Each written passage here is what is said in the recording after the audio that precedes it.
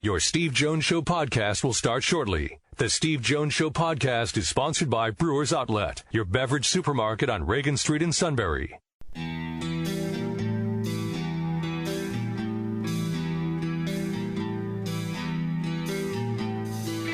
Sports talk where your voice counts. This is the Steve Jones Show on News Radio 1070 WKOK. Now from the Sunbury Motors Studio, here's Steve Jones. So last night, Matt Catrillo sits down with his young son, Luke. What's Luke now? A little bit, right around 2 months? Yep, he'll be 2 months on Sunday. 2 months on Sunday.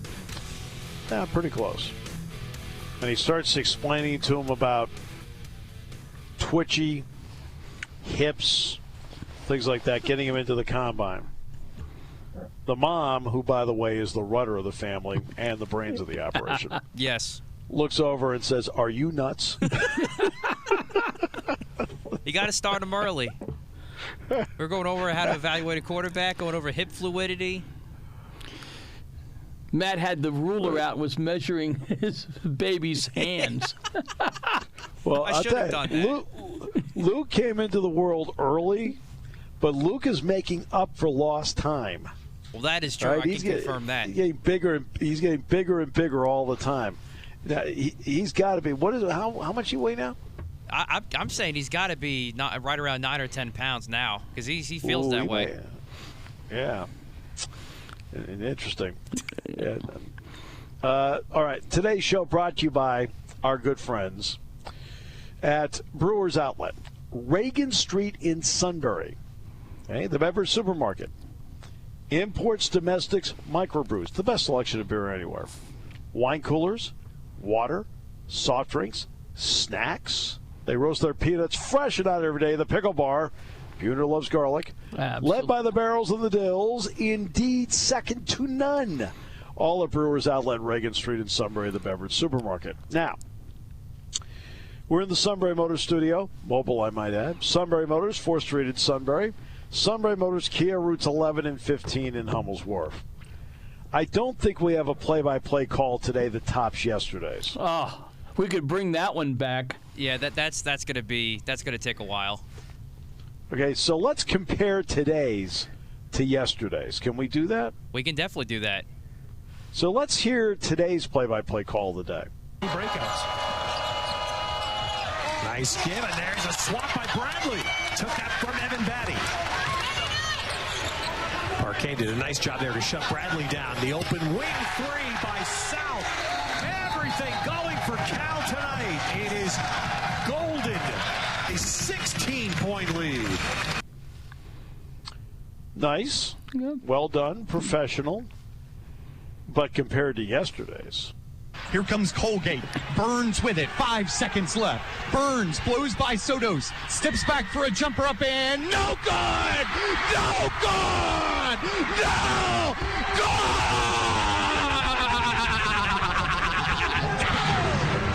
On senior night! Steve, apparently Burns missed the shot.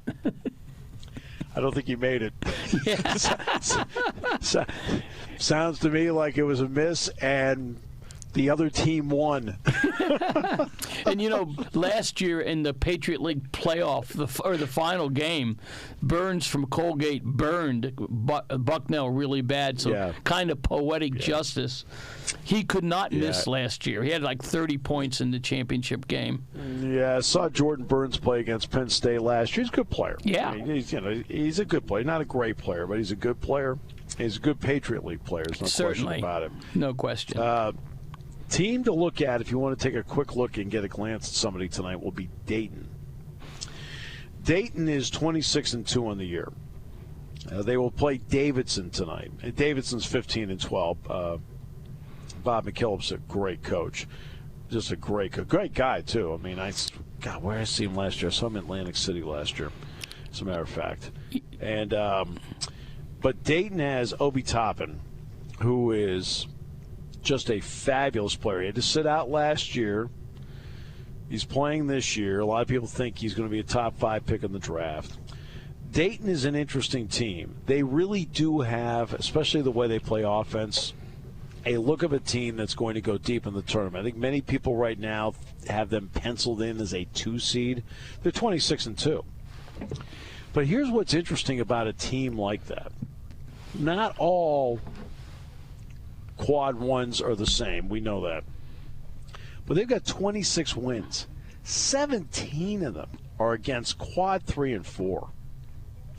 See that becomes, to me, they become a harder team to evaluate because of the conference they play in. When you've got that many quad 3s and 4s, I'll tell you, we all know Gonzaga's really good. We all know that. It doesn't take a genius look at Gonzaga and go, wow, that's a potential Elite 8 team.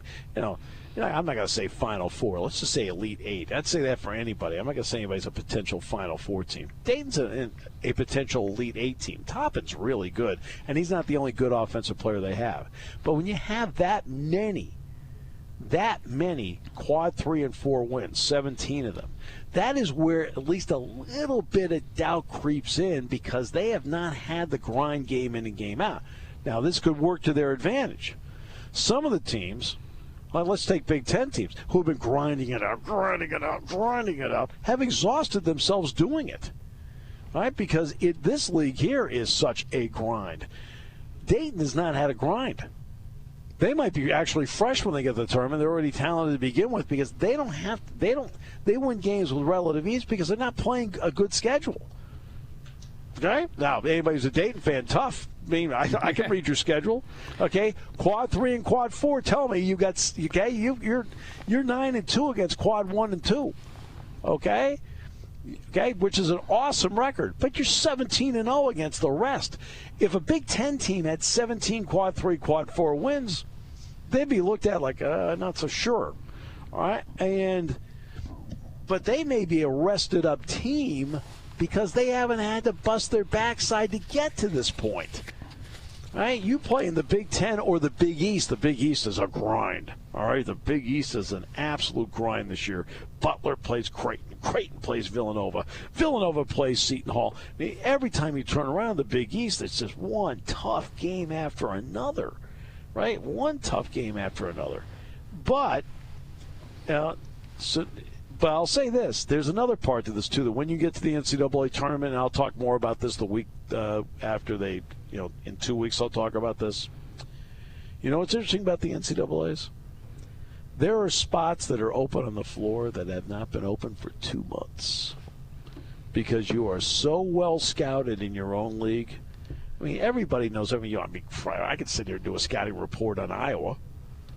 Okay? I could do a scouting report on Iowa right now. Could I do an in-depth scouting report on Dayton? No.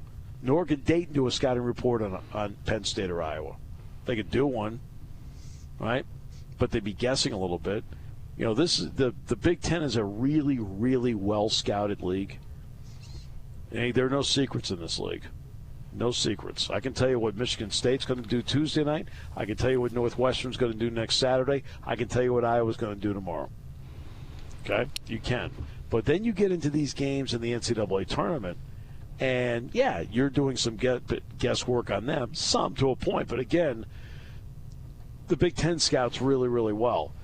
You'll find that there are more open spots on the floor, especially early in the tournament, compared to what you've seen the last 2 months. You just have to have the legs to make it.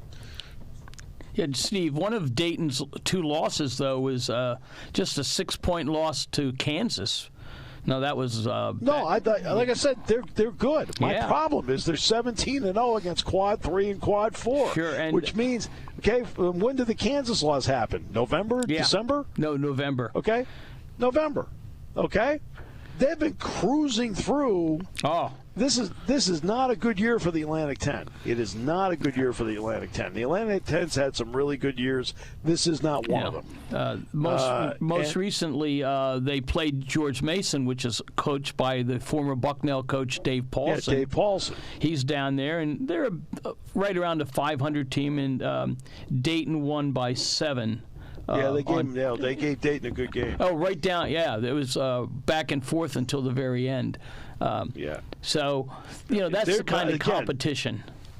I mean, do I think that they're a number 2 seed? Yes, I do. Do I think they've earned being a number 2 seed? Yes, I do. Do they have a star that is just a fabulous player in Obi Toppin? Yes, I do. I mean, Toppin's averaging almost 20 points a game, nearly 8 rebounds a game. He's a heck of a player. I mean, he's a heck of a player. I mean, they were scoring almost 80 points a game. They're hitting 52% of their shots. Right? Yeah. But you look at but look what they've done in their last few games. They beat UMass, okay? They beat VCU. They beat Duquesne. They beat George Mason. It's like, okay. Yeah. I mean, Rhode Island in that conference. My thought process is in that conference they get 3 bids. I think Rhode Island gets in. I think Richmond gets in, and Dayton gets in. Right?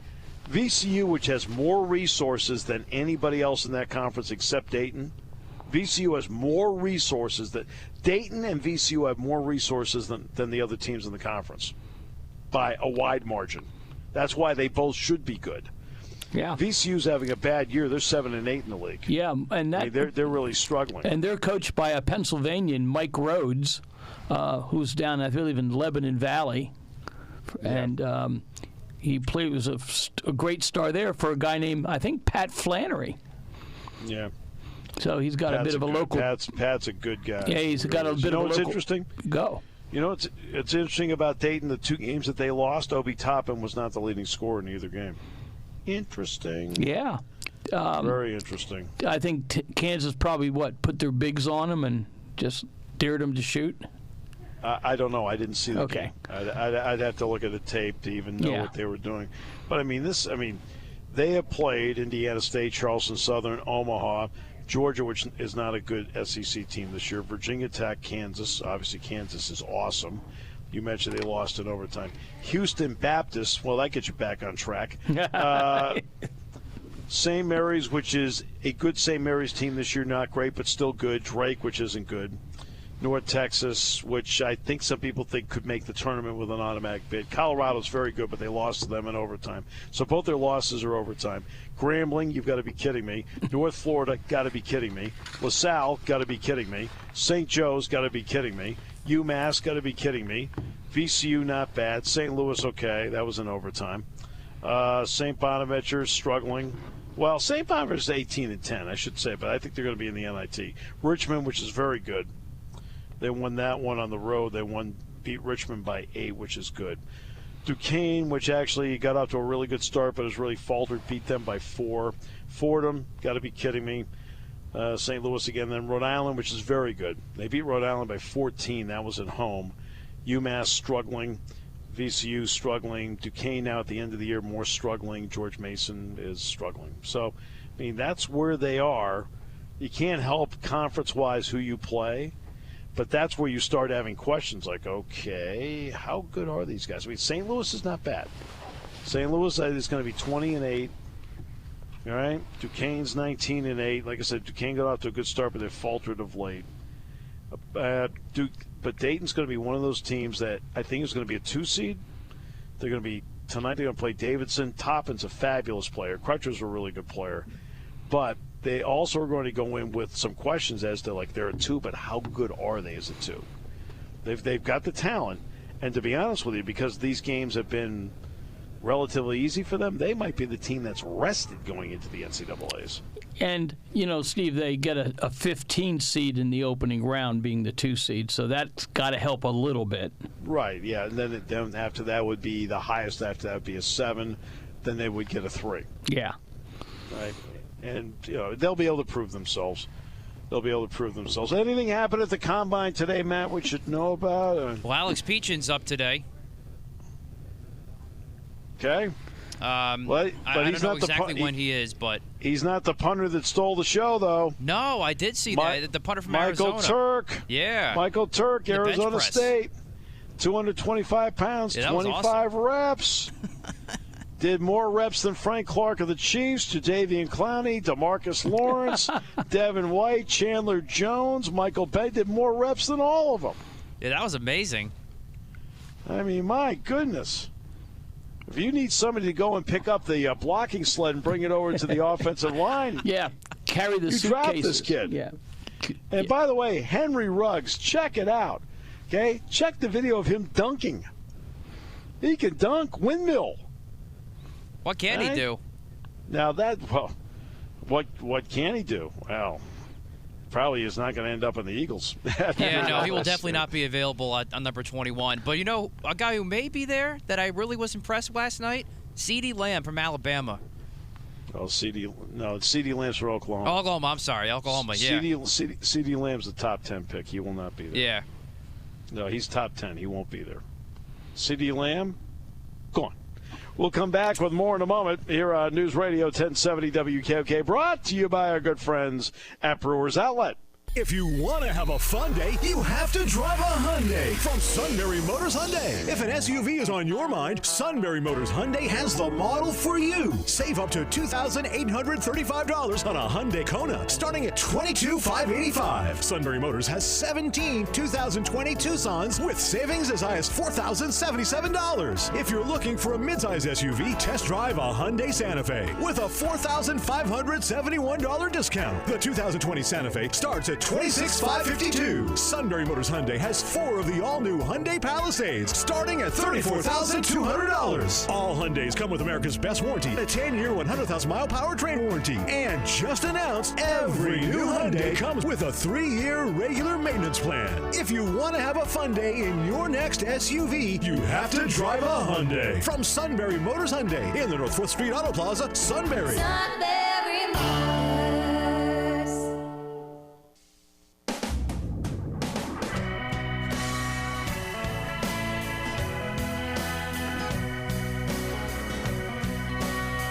Great to have you with us. Our picks coming up in the final half hour of the show.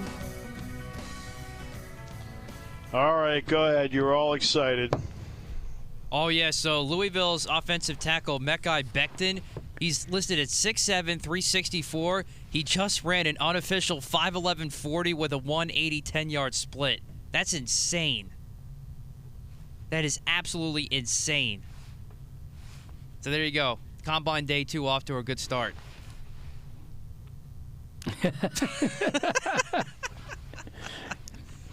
Come on, you got to be able to appreciate that. Yeah. Can he block? I don't know, but it makes me want to put the tape on and check him out. Look, I don't think that's such a great accomplishment. I mean, have you ever seen when they say cakes in the break room, the suit run? Yeah. Hey, come on. He can break that record. Okay, so let's give you the latest on Myeron Jones, who was on the trip, okay? Yes. Pat Chambers did say in his teleconference this afternoon, quote, he is getting closer, that's for sure.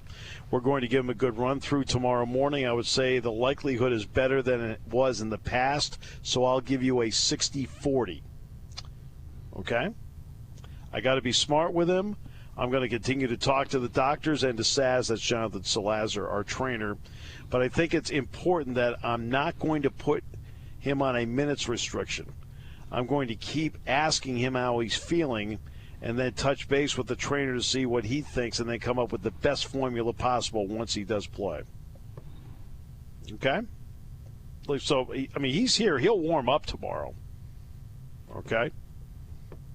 Like I said hi to him on the plane. You know, I said, hey, how you doing? I said, Suit says hi. All of a sudden out of nowhere, he got so depressed. Oh. All right, so... So will he actually dress for the game then tomorrow? Yeah, he's dressed the last 3 games, okay. Bob. He's dressed the last 3 games. He's been there. He warmed up in Indiana. He did the whole thing. He was dressed for Rutgers. I guess he's warmed up the last 2 games. I guess the one before that he didn't. The Illinois game he did not. He was on the bench. But he warmed up and did the full warm-up for Indiana, did the full warm-up for Rutgers, but he didn't play either game. Okay? Mm-hmm. So that's where it is. All right, so we'll just give Pat's exact quotes. That's what he said just down the hallway from here, because he took the teleconference. He was going to have a press conference this morning, but they practiced this morning. And then we got out of there by noon. We were at I'm talking like wheels up at noon. Mm-hmm. Because they said, look, Steve's got this big show at 3 o'clock. Got to be there. We got to get there. You know, and Pat's very accommodating that way when it comes to the show. He's a big fan. And so so they made it a teleconference out here. So he was just down the hallway talking to the media, and I figured I'd pass along what he said. All right. And so those are the quotes. Your air time is 11:30 tomorrow morning? 11:30 Eastern Time. Central Time will be 10:30 will be the air time. Awesome. Yes. Oh, no. I said, I always love these people. They think so much. In football, noon starts. There's no energy when noon starts. When they're playing at Central Time, 11 a.m. They're playing at 11 a.m. I'm like, excuse me, it's still noon, right? Yeah. Okay. Here's a slice of advice. Stop thinking. Okay? Just stop thinking. Jack always laughs when I do that. Stop thinking.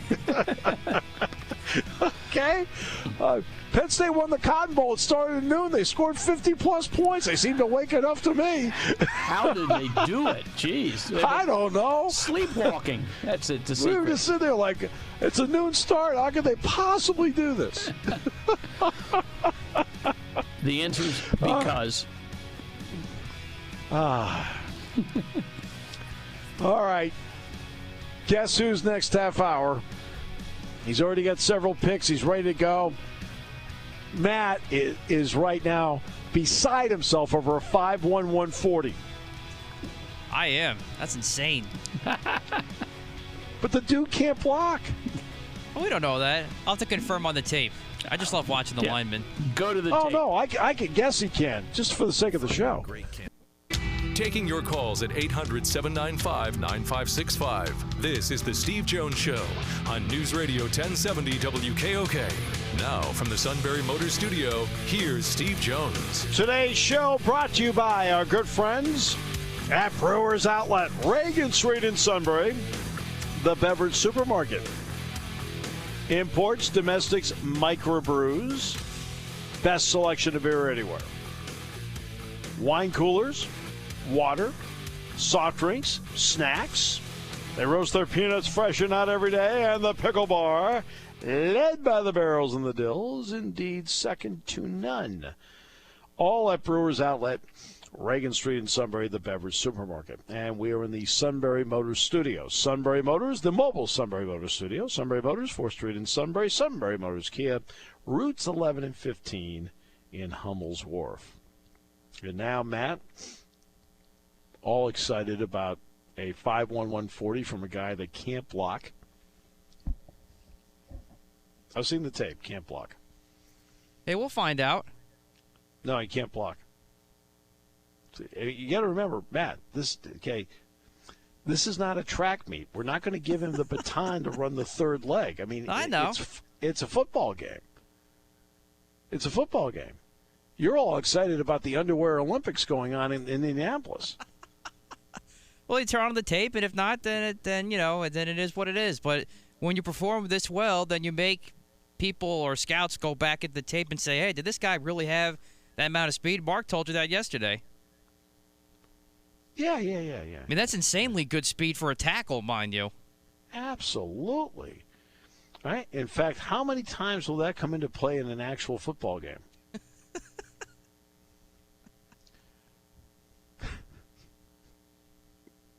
No? I'm just going to watch it. I'm going to watch his tape this weekend and get back to you on Monday. Okay. Now, remember, how well did Louisville play this year? Okay. Good point. Valid point. If he's that good, it would have helped him.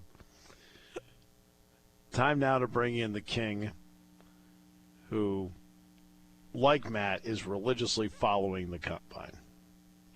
No, I did listen to some of it. I listened to what you guys just said, and a guy brought up a real good point. Actually, a guy who's been on your show, Rob Dibble. Sure. Rob's a good guy. I like Rob. Yeah, he said you have to watch out for the combine. It doesn't tell. A lot of guys get all geared up for the combine like it's a football game. Right. Well, see, that's what I said the other day. Remember that, Matt? I said I said, what's interesting about the combine is that when it's done, players are relieved they can go back to playing football. Yes, all you're correct. All you do is train for the combine. Right, and his point was he was kind of mad at the ones who didn't show up, that I don't need to go to that. And his best example was the Boza brothers. He said they ran lousy 40-yard dashes, and they're two of the best tackles in football. And Marcus Allen ran one of the slowest 40s for a running back. No doubt. He's in the Hall of Fame. Game speed is different than flat-out training for this combine. It does not always translate into a great football player. I appreciate great athletes playing the game. Okay, but I've said this once and I've said it a million times, so I'll say it 1,000,001 now. There are certain people, and you've got to be really good at evaluating this. Okay, and that is that are football players. Larry Bird is the perfect example of Larry Bird was a basketball player. Right. You didn't sit there and look at Larry Bird and go, "Oh, what a great athlete." Even though Larry Bird is a very good athlete, you can't do what he did not be a good athlete. But you're not going to sit there and go, "Wow, he's an athlete like Carl Lewis," but he's a basketball player. He picks up a step and a half because he knows as a basketball player what you're going to do. He picks up a step and a half because he plays the game in such a way where he sees something and you're the defender and can't see what he sees. Right. Same thing in football. Game speed. Right. Some guys are football players. Right. Matt is completely into 5'1", 140s for linemen. I want to know if the guy can block. We'll have to find out. Average play is only 5 seconds long. Typically, think about it. Yeah. It's your quickness and speed at that moment. Right. So in a play that's 5 seconds long, he should be 40 yards downfield. Yeah. Now you can make a different. If it's a wide receiver who runs a 4.7 compared to a wide receiver who runs a 4.2, that's a big difference. But you know what? You know who didn't run a great 40? Well, I know you'll pick out one player, but I'm just saying. No. Okay, I'm picking out. You can look for. I'm picking out the player, Jerry Rice. Yeah. Jerry Rice was in the upper 4.6s. But he ran precise routes. You'd be amazed at guys that are precise with their routes, and they're a long strider, and suddenly you realize, because Jerry Rice was a long strider, you realize he's eating up all this ground with every stride he takes. Yeah, very strong man too. Some if you're looking some guys for are quick. flat-out speed at the wide receiver position, okay. After that, it's game speed. Those guys are turning into a sprint down the field, and you can judge things on that. The Jerry Rices of the world will come along here and there, but I'm not saying speed at that position is everything, but if you can run fast and catch, holy cow, you'll get a step on anybody. That's all I'm saying. Oh, and he does, and that's what Jerry Rice did. Great hands, ran precise routes, and is one of the greatest players in the history of the game. And his 40 time is a little bit better than the lineman from Louisville that Matt's all excited about. What happened to that other guy that everyone says the greatest defensive player? Young? Chase Young. Yeah, he didn't show up. He's there. No, he's there. He's just not working out. He'll do his workout at his pro day. It's a smart move by him. There's no need for him to go through and do any. And just like Joe Burrow, Joe Burrow does not need to throw. Joe Burrow can do that on his pro day because Joe Burrow threw in 15 games this year, including one in mid-January. So he doesn't need to throw. he'll throw in his pro day. But I think the top guys have to be smart. I mean, look, sometimes less is more. All right, so you're sitting there, and I mean, I think your job is to present yourself in the best possible light. Well, sometimes less is more. They already think highly of you to begin with. You already project to be a top 5 pick, so don't do anything that's going to knock you from being a top 5 pick. So it's all about money. Oh, of course. This is all about money. My goodness. I mean, Matt will tell you the only reason he does this show is the cash. He doesn't like me at all. The only reason I do it.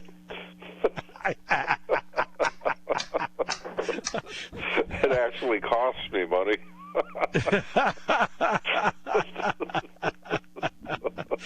I call you. That's true. That's true. All right, so let's take a break, and we'll come back and do our picks in a moment here on News Radio 1070 WKOK, brought to you by Brewers Outlet. Party time, game time, or just fun time. Doesn't matter what time it is, because it's Brewers Outlet time. The beverage supermarket has the area's largest beer selection. Imports, microbrews, ciders, and domestics. Pick from over 100 ice-cold 12-packs and dozens of 24-ounce singles. Soda, snacks, hot sauces, fresh roasted peanuts. Make it one-stop party shopping, and don't forget the pickle bar. So whatever you're celebrating or just doing it up, Brewers Outlet, Reagan Street, Sunbury wants to see you. And thank you for your years of patronage.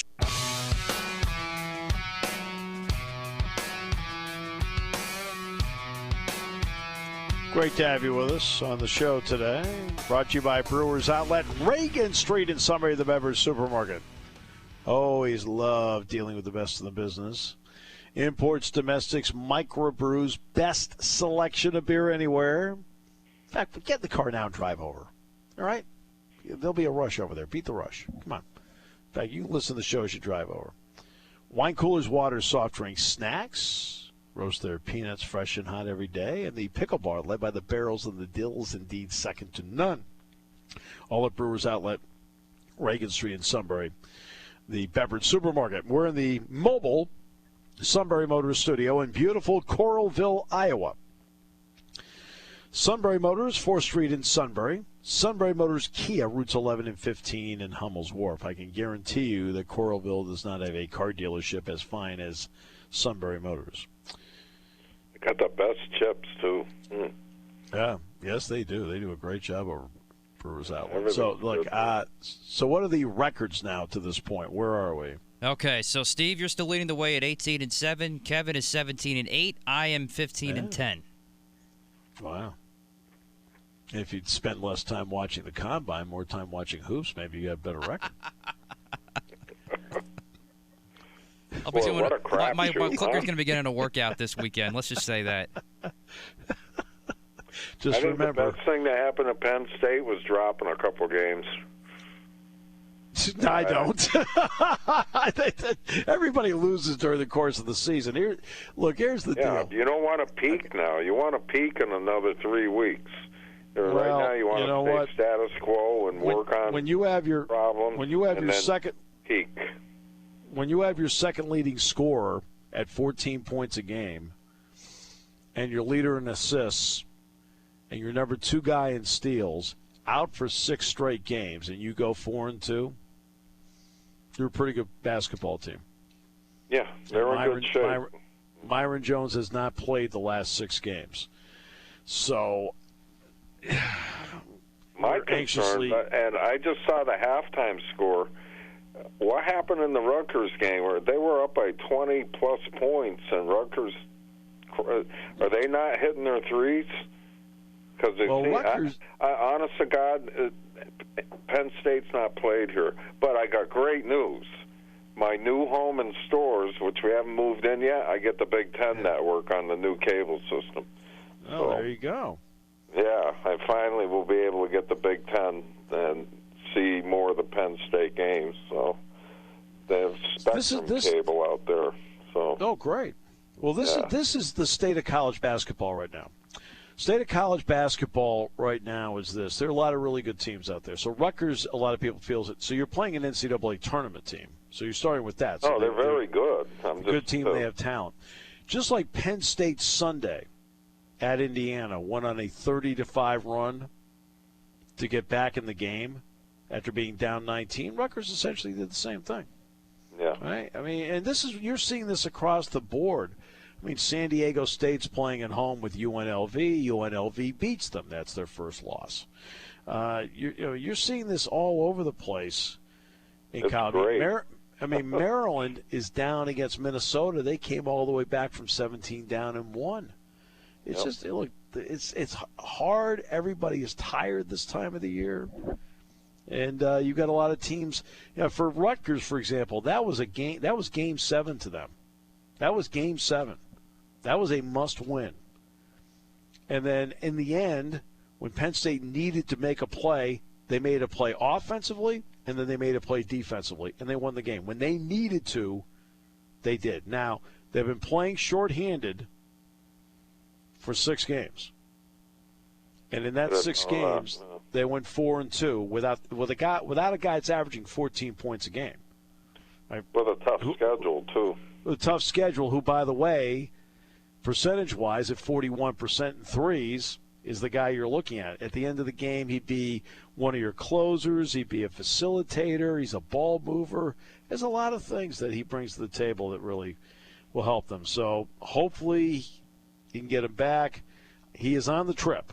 He is definitely here. So, I mean, I can tell you that. In fact, he wanted me to tell Matt hi. There we go. Hi, Myeron. So here we go with the Big Ten then. We'll stay in the Big Ten, I should say. Michigan State at Maryland for our first game. Let's start with Steve. You want to talk about living a charmed life. Maryland has. You want to talk about teams rallied a lot. They have. Maryland can clinch the Big Ten with this one. And Michigan State is at Penn State on Tuesday night. That's on. You'll see that, Kev. That's on ESPN, by the way. Okay, I'll watch that. That's Tuesday night. That's senior night for Lamar Stevens and Mike Watkins. I'm going to go with Penn State needs Michigan State to win the game, but I think Maryland's going to win. I agree. I take Maryland, too. That Minnesota game was probably their most impressive game of the year, so I'm taking the Terps at home, though we'd like to see them lose, of course, for Penn State's sake. Kev? I took Michigan State because I've been watching them kind of crawl back into it again. It's a good and pick. I like the coach. He knows how to get his team going, so I'm going to go with Michigan State. That's a tough call for me. It's just I just feel like playing at home does mean something. Absolutely. That's why this year's such a crapshoot, and you watch teams starting to come back in. Michigan State, they were out of the top 25. Now they're back in it again. Who's coming back in? It was Wisconsin. Yeah. Wisconsin's won 5 in a row. They won at Michigan last night. They stopped Michigan's 5 games. They might put 11 teams in the tournament. It's amazing. And speaking of Michigan, speaking of Michigan, they are at Ohio State this weekend. Let's start with Kev on this one. I got Michigan. I like what they're doing. All right, Steve? I'm going to go, actually, I know Michigan lost to Wisconsin last night. Ohio State beat Nebraska. I don't know if that counts. So I'm going to go with Michigan. I'm going to take Ohio State at home. They still got to win to keep pace and try and get into the tournament. I think they're playing better basketball now. I still can't trust Michigan fully yet, so I'm taking Ohio State at home. Well, I think Eli Brooks might play. See, Eli Brooks didn't play last night. If he plays, then I think Michigan wins. York native. Yep, good play. Eli's a good shooter. Yes, good player. Very good shooter. All right, so now in the SEC, number 15, Auburn, at number 8, UK. Kevin, I think I know who you're going to pick here. I hate Kentucky. Auburn by 40. Steve, who you got? I'll take Kentucky. I'm taking the former Clarion grad, John Calipari, and the Kentucky Wildcats. He's going to cheat his way in somehow. Okay. I can't stand that guy. ACC, number 7, Duke at Virginia. Kevin. I went back and forth. And then I settled on I can't see Coach K losing 3 games like that. So I went back to Duke. I got Duke outright. Who you got? I got Duke outright. I think they win this game big. Yeah. Steve. Virginia. Ooh. It's not a bad pick. They're a very frustrating team. Coming Duke's problem against a frustrated team. You know, that's why I was going to take Virginia, but that's a good pick. Virginia's desperate. Yeah. Right? That's why I'm going to look at how they're desperate because they need a win to get in. They're going to slow that game right down. They're playing at home. Frustrating for Duke. And to be honest with you, Duke's biggest problem is Duke is not a good defensive team. Yeah. They're being exposed at the end, but I just think Coach K is going to do something. But I went back and forth on it. I just crossed it off, put it back in again, and that's a good pick. It's not, and believe me, and Matt's view was sound also outright. That Duke will blow them right out. I don't know. But I'll go with Duke. All right, then finally we got Gonzaga and St. Mary's. Oh, I'm sorry, but it's Gonzaga.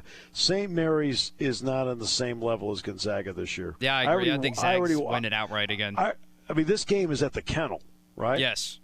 Because I watched the Gonzaga-St. Mary's game the first time. St. Mary's was not competitive. This is one of those I watched these two teams a couple of years ago play one of the greatest basketball games I've ever great seen. Game. It was a war. I mean, they go after each other, and it doesn't matter who's a top 10 team at all because it's such a huge rivalry. But I settled on Gonzaga. So I think Gonzaga wins the game by 15. You may be right, but because they have a lot. Didn't St. Mary's knock Gonzaga out of the tournament last year? Yeah, that might was it in the conference tournament? May have done that, but you know what? Yeah, but this year, I already watched them play once, and it was amazing how non-competitive St. Mary's was at home. I mean, when like everything. Love the coach. Oh, everybody does. He is he is a great coach. Mark Great Few. Basketball mind. Oh, you know, when you have a job, people say, "Why has he never left?" You ask yourself, "A, am I comfortable financially? Is it a great place to live? And can I get to where I want to go in this job?" He's taking Gonzaga to the Final Four, so obviously he can get where he's going with that job. Yeah, he loves his job. Got to respect him. Good man. See, you just described Matt. That's who I was talking about. You're too Talk to you tomorrow from Carver Hawkeye at 11:30.